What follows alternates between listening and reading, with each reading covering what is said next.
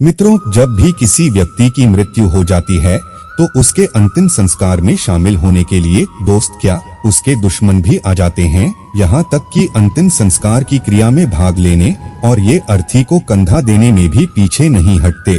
ऐसे में क्या आप ये जानते हैं कि हमारे धर्म ग्रंथों में अर्थी को कंधा देने वालों को कुछ ये सावधानियां बरतने के लिए कहा गया है, लेकिन उनके बारे में ज्यादातर लोगों को कोई जानकारी नहीं है। तो मित्रों, आज की वीडियो में हम यही जानेंगे कि अर्थी को कंधा देने वाले कैसे सावधान रहें। मित्रों, वास्तव में हिंदू धर्म ग्रंथों में वर्णन अनुसार यदि कोई व्यक्ति किसी की अंतिम यात्रा में शामिल होता है या फिर उसकी अर्थी को कंधा देता है तो ये एक बहुत ही शुभ कार्य माना जाता है, जो उसके पुण्य में बढ़ोतरी करता है और इसके प्रभाव से पूर्व में किए हुए उसके पाप भी नष्ट हो जाती है। क्योंकि ये बताया गया है कि संसार को छोड़कर जा रही मृत आत्मा अभिवादन में करने वाले व्यक्ति के तन मन से सभी संतापों को भी हार के अपने साथ ले जाती है। इसीलिए इस मान्यता से अवगत ज्यादातर लोग शव यात्रा में शामिल होने और ये शव को कंधा देने का सौभाग्य नहीं छोड़ते। मित्रों, शास्त्रों के अनुसार हमें उस व्यक्ति की अंतिम यात्रा में भी जरूर जाना चाहिए जो हमारे घर के आसपास के स्वागत के दायरे में रहता हो, और ऐसा होता भी है। आज भी गांव में लोग अपने आसपास से किसी के घर में मृत्यु हो जाए तो घर में चूल्हा तक नहीं जलाते और जब तक उसकी अर्थी ना उठ जाए किसी तरह का कोई शुभ कार्य या फिर पूजा पाठ नहीं करते। असल में इसके पीछे की मान्यता ये है कि जहाँ शव पड़ा होता है उसके आसपास का क्षेत्र भी नकारात्मक ऊर्जा से भर जाता है, जिसे सूतक कहा जाता है।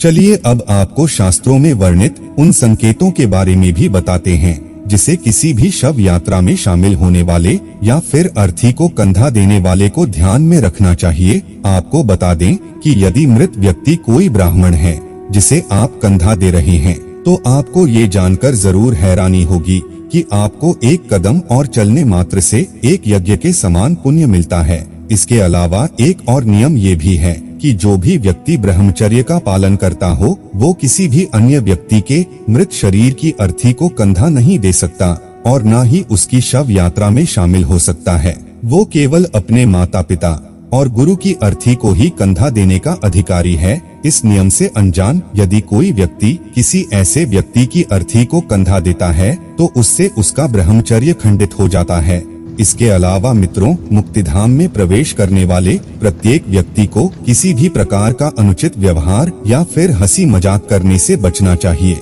साथ ही इस बात का भी खास ध्यान रखना चाहिए कि उसे भी यहीं पर लाया जाएगा। अतः ऐसे में यदि वो किसी भी प्रकार की अनुचित गतिविधि करता है तो समय आने पर उसी क्षेत्र के देवों को जवाब देना होगा। इसीलिए मित्रों, अंतिम संस्कार में सम्मिलित होने वाले व्यक्तियों को चाहिए कि वो अंतिम संस्कार के पश्चात बिना पीछे मुड़े किसी नदी या फिर तालाब में वस्त्र सहित स्नान करें और मृत व्यक्ति के नाम से जलार्पण करें और बिना कुछ कहे घर की ओर चल दें। और मित्रों, इस बात का खास ख्याल रखें कि कभी भी चलो शब्द का प्रयोग ना करें, क्योंकि जब तक मृत व्यक्ति जीवित था तब तक वो आपका मित्र या फिर रिश्तेदार था, क्योंकि अब वो मरने के बाद वो प्रेत योनि में जा चुका है और अब आपका और उसका कोई सीधा संबंध नहीं बचा।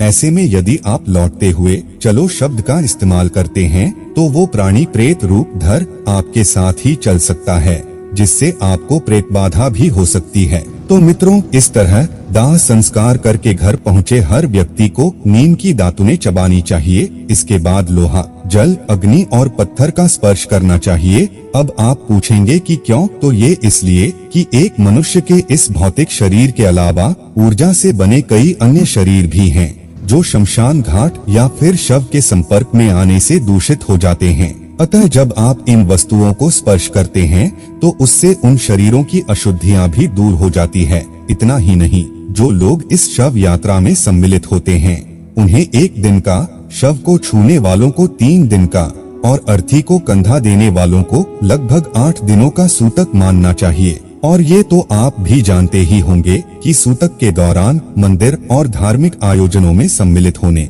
और साधुओं को दान देने की मनाही होती है। तो मित्रों, आज की इस प्रस्तुति में इतना ही। अगर आपको आज यहाँ दी गई जानकारी पसंद आई है तो इसे अपने मित्रों और रिश्तेदारों के साथ साझा अवश्य करें।